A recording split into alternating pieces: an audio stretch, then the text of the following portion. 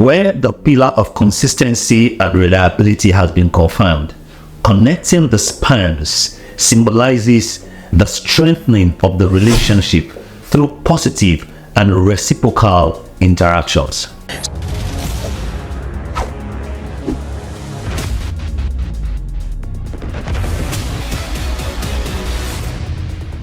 Now, this stage is about connecting on a deeper level through shared experience and support. Here you have to engage in positive and meaningful interactions because you have to do the work to keep building. You have to support each other, show empathy and understanding, and then observe if the other person is also showing you empathy and understanding. You should continue to engage in activities that encourage cooperation and communication. This can include team projects, social events, problem-solving tasks together, like connecting the span of a bridge. These activities create links between you and the other person, and it builds connection. It helps you to build that mutual understanding and support. Maintain open communication line. This is very important. This is where you begin to share your thoughts and feelings honestly and encourage the other person to do the same. This is where connection begins to happen. Just like the span of a bridge connects each end, open communication acts as the tension cables that support the spans, ensuring that there is stability and strength. Observe how the other person responds to your needs and your emotions. Now, this is where some people also miss it again. It is very easy to miss it here. While the connection is happening, don't lose your attention to boundaries. Pay continuous attention to how the other person responds to your boundaries and your needs. Are they consistently respectful and understanding, or are they being dismissive and neglectful? Monitoring responses is like inspecting the bridge for cracks and weaknesses. Consistent disrespect indicates potential issues in the relationship. You don't dive all in, you increase trust level gradually. Start with low risk activities and progressively move to more significant ones as you build the trust. Just as you won't place a heavy load on newly connected spans, don't overinvest emotionally too quick. Gradual increase ensures the relationship can bear the weight of deeper trust. Social awareness and emotional intelligence requires that you understand the person.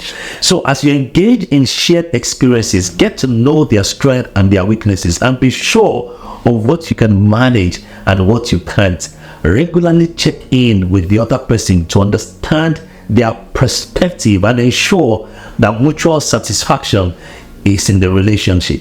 Seeking feedback is also important. This is akin to performing regular maintenance checks on a bridge that you're building. It helps to identify and address potential issues very early. As you enjoy the beauty of the connection, whether it is an intimate one or an official one, listen to your gut feeling. If something feels off, don't ignore it. Your instinct can provide valuable insight into the other person's trustworthiness.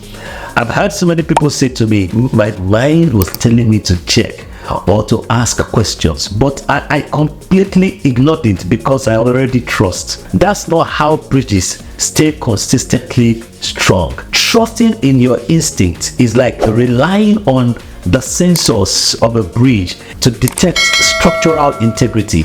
If the alarm goes off, take them seriously. Be prepared for the possibility that the relationship might not work out as expected.